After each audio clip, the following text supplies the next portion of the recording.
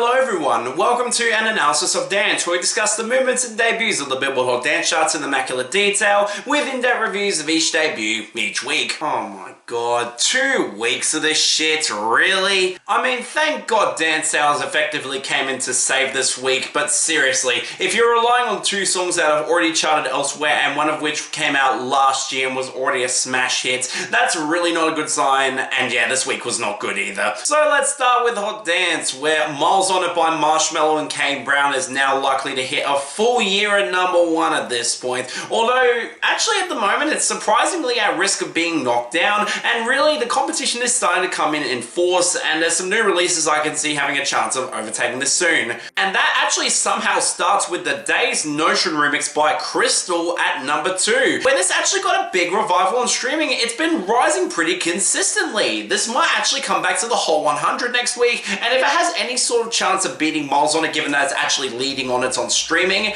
yeah, that would be a huge win. I would not complain. Hell, it's even managing to beat out Paso Bem Solto by Atlas at #3, which really is only here because of streaming, and given the changing seasons, I don't really see this having a chance of getting any higher, and thank God too, because it gets worse the more I hear it. And what's also thankfully losing just as hard is Forever Young by David Guetta, Alphaville, and Ava Max at #4. Again, the streaming is not good on this. Radio is only holding it up somewhat decently because of the residual momentum. I don't expect this to stick much longer in the top 4, and thank God for that. And on that note, Montag Tomata by Mozzie is only at #5, and at this point I don't see this getting any sort of rebound. It's already losing on streaming massively, and given that it's not become the sort of global smash hit that Paso Bem Solto has, it's starting to fall across the board around the world. I don't expect this to stick much longer, thank God. And more pleasingly, this opens up the door for Never Ender by Justice and Tame Impala up to #6.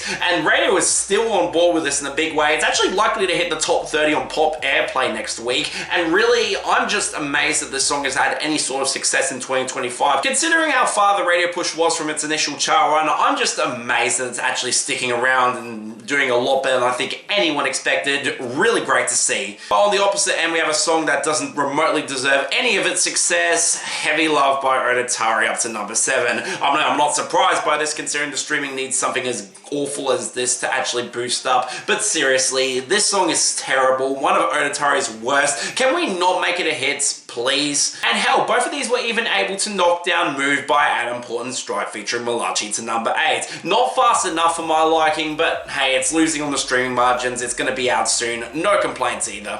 And thank God as well that Slow Motion by Marshmello and the Jonas Brothers also took a big hit down to #9, but really the radio was terrible with this one, the streaming is not good either. Kind of telling that Marshmello singles after Miles on It have done pretty much nothing on this chart. It's really revealing in a way too. And finally, man, I'm really happy to see this back in the top 10. It's probably the best song in this top 10 at the moment, or at least up there with The Days. Yep, it's Focus by John Summer featuring Clubs at #10. Likely getting a boost thanks to that AAoD remix that's really not all that good, but if it means that the original is able to hit the top 10 yet again, I'm not complaining at all. John Summer's stability has been really promising this year, and with some of his best ever songs, so I'm not exactly upset about it either. But outside of that, not really a ton to note outside of the top 10 in terms of our fall-offs. I mean, thank God that Funk de Beliza by Nateki and Cypher Main is already out. It's proof that the scene is starting to die off in terms of notoriety, and really the song's crap, so I can't complain. Besides that, not really a ton to know in terms of movements in general, although what we did get was actually pretty interesting. The first is the expected collapse of Forever by Dom Dollar featuring Kid Cudi down to 16 off the debut last week, and given that the streaming numbers are not good with this, I expect this to continue going down, and the song is crap, so yeah, no complaints with that one either. And outside of Focus by John Summit and Clubs in the top 10, the only other big story was the return this week that I quite frankly was not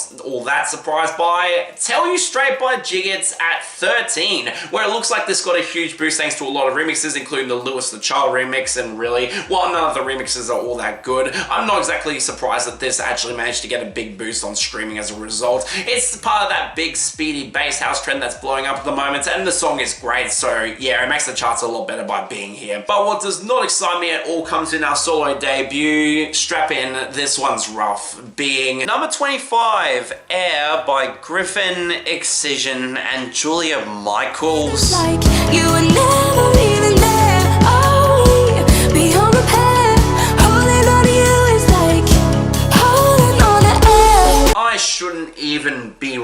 remotely surprised that we're here. Gryffin and Excision. I mean, it would be a bad joke if Gryffin wasn't showing signs of desperation at this point, considering that his material recently has not performed in the same way his big hits have, and given that Excision for some ungodly reason has an audience that's still buying into his awful dubstep where he's not made good material in a long time. These two decide to work together, and yeah, this sucks a lot. For starters, Excision expectedly just took over the entire track with his signature traits that I just cannot stand at all. Those buzzy simps on the drop that sound terrible against the really cheap dubstep percussion, the sort of forced big atmosphere that has absolutely no payoff or tension at all, and that really unflattering acoustic percussion that just sounds cheap. But he's not the only issue here. That also comes down to Gryffin not providing any of his unique texture that made his future bass material stand out. Seriously, you could have given this a lot more punch than what you actually gave it. And even worse, Julia Michaels. Dear God, why does she sound like this? For someone who got her starts blowing up off some really great performances on EDM tracks, she sounds terrible here. The sort of auto-tuned vocal delivery with barely any presence at all that sounds flat and compressed as all hell, and just does not complement this vibe whatsoever. Why even get her on here besides name recognition at this point? She's not getting better as a singer. And yeah, this is just an utter dud of a track that proves that Excision should be absolutely nowhere near this chart at this point. And Gryffin, I expected better from you. This is a big disappointment. But moving on from that to dance pop,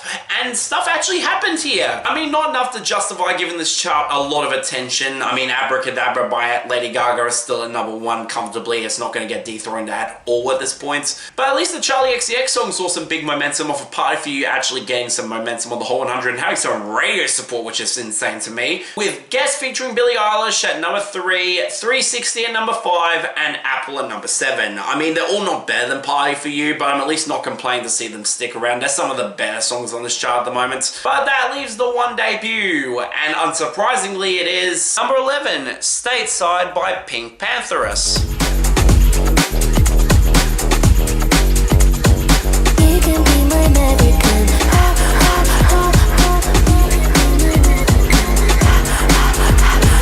Okay, so given I really liked Tonight quite a bit, it's probably one of my favourite songs that's charted here this year. I was actually pretty curious how PinkPantheress would follow it up, considering that song wasn't really in her signature style. And with this, yeah, I don't like this as much as Tonight, but it is solid, it's fine. The breakbeat passages are retro in the right way. I really like the vocal melodies and PinkPantheress's delivery, where she consistently delivers catchy melodies. I get why she has such a big fan base. And that bass line that just goes throughout the track is filthy as all hell. It kind of reminds me a bit of the Art Angels era of Grimes, and that's absolutely a good thing. It really does sound great. I think the only real issue I have here is that the song can feel a bit cluttered at times, especially on the hook. It does feel a bit loud for loudness' sake. And considering that PinkPantheress really shows her strength on more low-key songs, this didn't really hit as much as I would have hoped. But yeah, as a follow-up to Tonight, this is really rock solid. I'm actually kind of curious where PinkPantheress is going to go with these next singles, because yeah, both of these have been really solid, and this is quite good. Check it out. Thank God that in a rare occasion,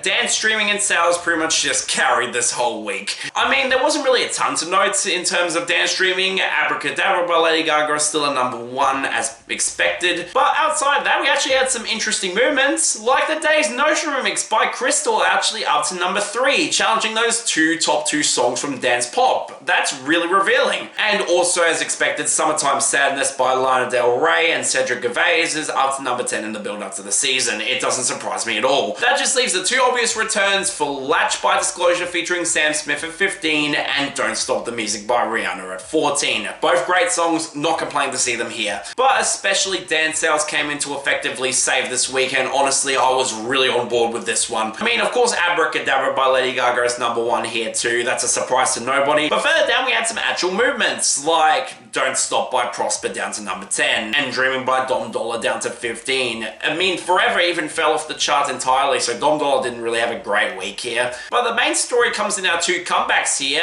where for some reason Too Much by Dove Cameron is back at number 4, a new highest peak, considering it fell off the dance pop charts last week, really? And also Revolving Door by Tate McRae at number 8, a song that I thought would have a lot more staying power here considering how well it's doing on the Hot 100, but seems to have just kind of not really performed well on sales. I mean, I'm not complaining that it's back, it's the best song on the album, no complaints here. But now, let's get on to what effectively saved this week. 2 of our 3 debuts here, starting off with number 14, On and On by Sub Focus and bbyclose. The void, never wanna stop, let's keep it going on and on and on and on and it's so nice to see Sub Focus get some actual momentum in the States after Go Back. I mean, Push the Tempo was a #1 hit on Dance Airplay, and I'm not complaining too, that song is great. And then we got this follow-up that charted on the UK charts months ago and has actually had a decent run there. It's still charting at the moment, and it's also really damn good as well. The sort of driving yet surprisingly restrained drum bass track that's got a lot of unique personality with that really nice atmosphere that reminds me of the early 2010s side of this scene, with that bass line that sounds really cool and has that sort of high production value that you'd expect out of Sub Focus. But most importantly, and probably the reason why this is charting at all, the vocals of bbyclose. I mean, I get why people don't really like her vocal delivery. She's going for that same sort of list-driven format that she did on Kisses, but between that and this, she's got this sort of unique personality and presence that really makes her vocals stand out a lot more in the scene. I kind of get why she's gotten a lot of upwards momentum off the back of Kisses' success, because seriously, this vocal delivery is unique and it really does add a lot of quirky touches to the song that I really enjoyed. Just an all-around fun listen, and while it's probably not my favourite song that Sub Focus has made, I mean seriously, Calling for a Sign was on that last album that could have easily gotten pushed as a single. This is absolutely fun. I am not complaining to see it here. Probably won't last, but you know what? I am not complaining about it being here at all. Great song. Number 11, Happier by the Blessed Madonna featuring Clementine Douglas.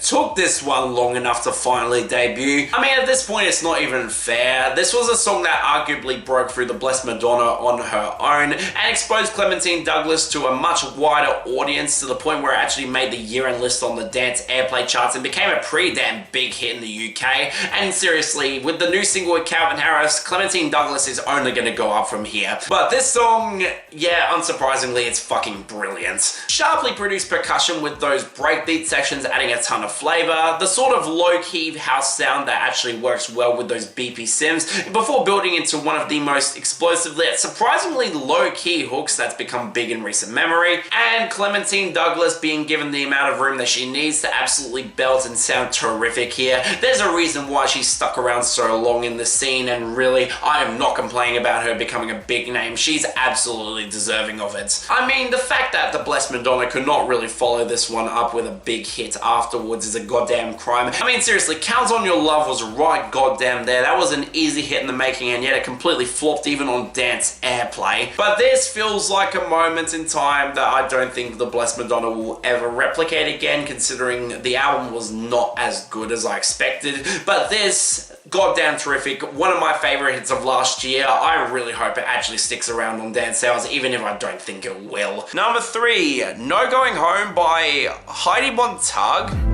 Everybody says at least you're not alone. Got an open road, but where do you go? But where do you go when there's no going home? Okay, the continued longevity of Heidi Montag has really surprised me on so many levels. I mean, she went from a viral novelty with I'll Do It a few years ago to now having probably the first album bomb on any chart since the chart split, and even this song that came out this year actually managing to debut really damn high on dance sales. Now, I was curious considering that it's a brand new single, she hasn't really had a ton of buzz since those songs, and honestly, I kind of get why, because I didn't really like this one. I mean, the beat feels so basic in a way, with the simplistic kick against some really flat sounding sims, and Heidi Montag just does not have the voice to sell this at all. The auto-tune sounds so cheap and lazy here, and it really does not match a song this low-key at all. And the lyrics are generic melodramatic breakup lyrics, which are just not good for this particular song, where she talks about going down the PCH and screaming up at the sky and feeling so hopeless that she can't even go. Go Home. I mean, I get that it's meant to fit into this sort of depressing house aesthetic, but seriously, Heidi Montag is not the right person to sell this song, and given that she's extremely rich and a big name in the modeling industry, it just feels very inauthentic to me. Hate to say it, but her stuff from 2010 had more budget and ideas behind it. There's probably a reason why her new material is not exactly getting a ton of attention,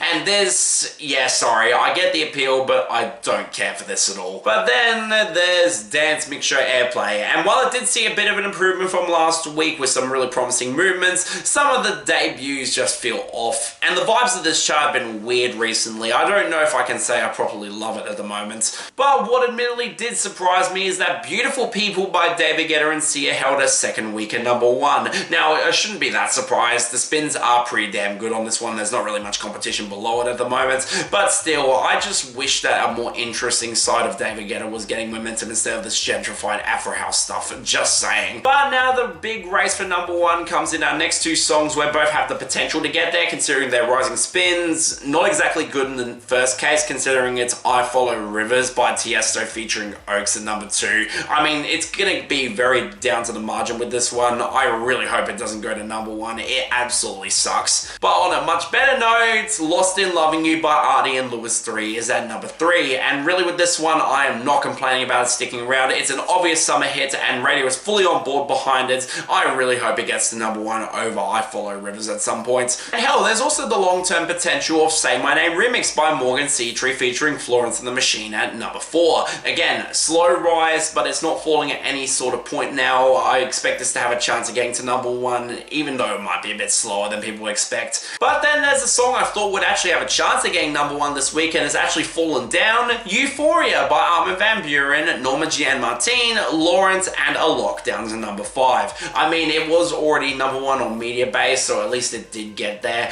but it just got number 1 way too early to actually have a shot, and the spins are really falling fast for this one. I don't expect it to really go anywhere anytime soon. I mean, I'll certainly take it still being above The Less I Know The Better by Mal P at number 6. There's no reason for this to be around with better remixes above it. And on the note of things I didn't expect would actually hit the top 10 and do well, we had to return to the top 10 that I quite frankly did not expect at all. Crossfire by Frank Walker and Alexander Stewart back up to number 7, where it peaked originally. Now I'm genuinely shocked that this actually happened. This song has been on the charts for 19 weeks at this point, and I thought it was on its way out quite comfortably, but given the slow fall on spins and the fact that radio needs something like this that genuinely sounds really cool going into summer, I'm actually kind of not surprised that it rebounded at all. And while I don't expect it will last past 20 weeks, considering that it's really on the verge of falling out of the top 10, the fact that it could actually get there and be one of the few songs in recent memory that's done this, that's insane to me. And on the note of fantastic songs, we also had Forever Yours 2016 by Avicii featuring Sandro Cavazza up to number 8. Again, it's got good momentum, it's really rising steadily. I expect this to get higher, thank God. Then in a big surprise for me, we had 2 songs in the top 10 that I am thrilled at both here. Starting with Wrap Yourself Around Me by DOD featuring North at number 9. It's actually gaining momentum. DOD has some actual backing going on to Dance Airplay. That's awesome. And on that note, Don't Wake Me Up by James Hype is up to number 10. I called this being an obvious smash hit the moment that it debuted, and I am glad that I was proven right. I'm just surprised it's not back on the hot dance charts yet. I really wouldn't mind if it did come back though. But onto the falls and fall-offs, and man, we didn't really have a lot in terms of fall-offs that mattered. I mean, Bedchem by Sabrina Carpenter was following in BMF shoes of absolutely plummeting on pop airplay, but it did do better than that song, so I'm not surprised it stuck around longer. And Tantalizing by Tiesto and Soki Simon was on its way out naturally anyways, and I'm not complaining that it's gone, even if both songs are going to make the year-end list and be on separate sides of quality for me. And our falls, unfortunately, there are a lot of really good songs here, and quite a bit in general, to be fair. I mean, the one exception to the good songs rule is Crash by Loud Luxury, already down to 31.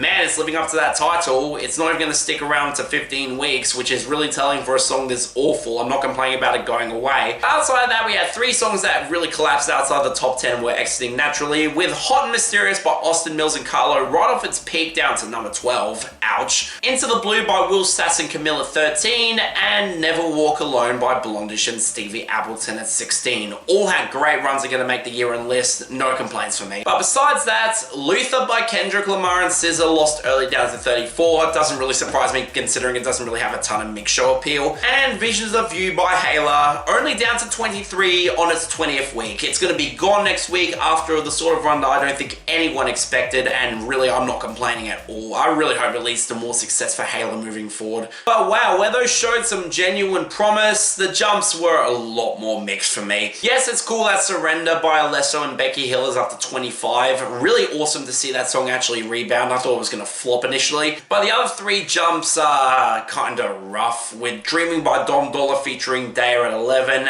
Anxiety by Doichi at 20. Seriously, why is Mix Show so big for this one? And Messy by Lazewo at 26. I'm not really looking forward to these making the year-end list, as you can tell. I mean, some of them are not bad, but they're not really good either. But what thankfully is a lot more positive comes in our debuts, where one of them is a song that I've already covered and under my eligibility rules and the fact that I haven't really changed my thoughts on it, I get to skip it here. Being Angels for Each Other by Martin Garrix and Arijit Singh at 39. Really cool to see this here. It's gotten a little bit better since I remember hearing it, but I don't really have any different thoughts on it. Really great to see Martin Garrix back on this chart yet again. On to our other three debuts, starting off with number 40, Something New by GT Office, Matthew Topper and Petie. I will be your shelter.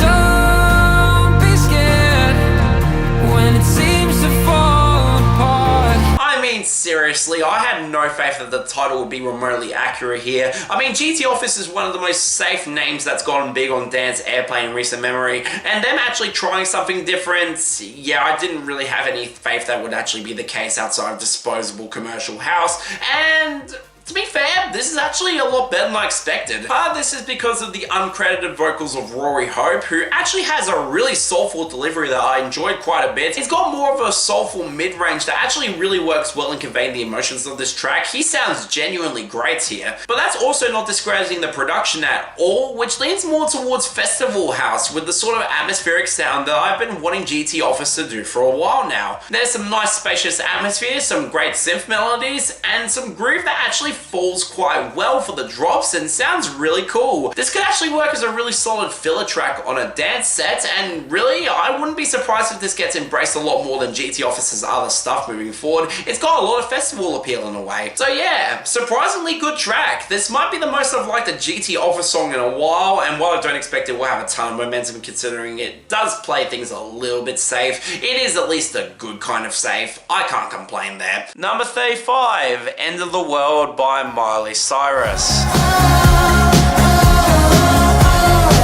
Let's pretend it's not the end of the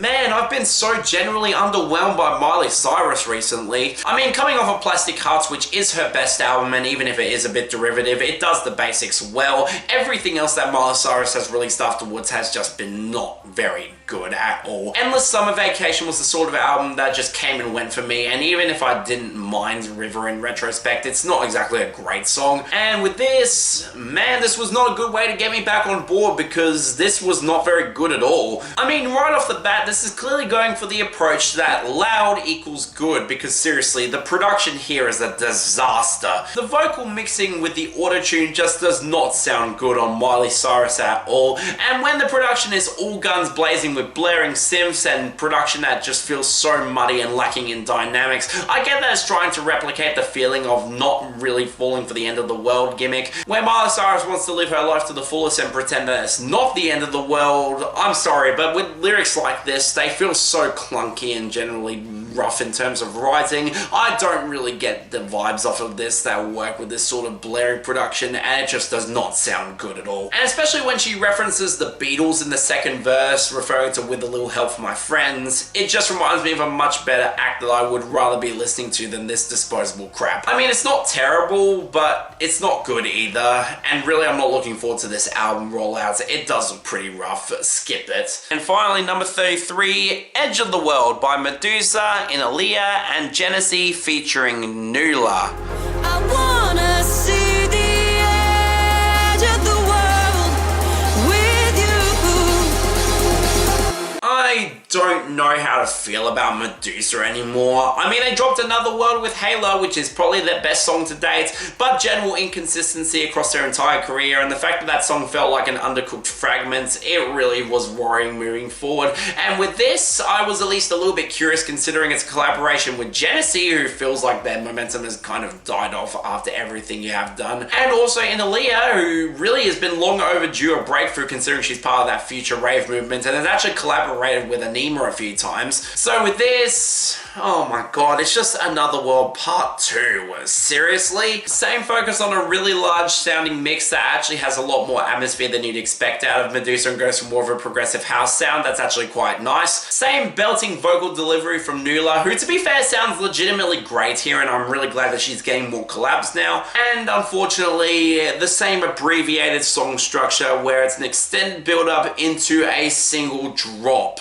Again. And when you think that the song is going to get into the second verse and actually try and expand on itself, it just stops like that. I get that it's meant to make this song a lot more mainstream friendly. I mean, MEDUZA are one of the biggest names in the mainstream radio scene at the moment in dance music, but seriously, abbreviated song structures like this are going to be what ultimately causes the death of this group moving forward, because seriously, more and more of this is going to lead to diminished returns and not as much success. I mean, on production and Nula's vocals alone, it is good. Again, it's one of the better songs that MEDUZA have released recently, but the lack of progression and the fact that they're going to continue to abbreviate these song lengths, it's going to be what hurts them long term. The moment that these guys figure out what a second drop is, that would be long welcome, just saying here. And with that, man, this week was not very good. I mean, there were two obvious bests on dance sales, with Happier by the Blessed Madonna featuring Clementine Douglas obviously running away as the best, with On and On by Sub Focus and bbyclose as the Honourable Runner-Up. But man, the worst stuff here was really not good. I mean, I was originally going to give End of the World by Miley Cyrus the worst of the week, but that's only getting Dishonourable Runner-Up because Air by Gryffin, Excision and Julia Michaels is way worse. What a disappointment. I expected way better from Gryffin at this point. Next week,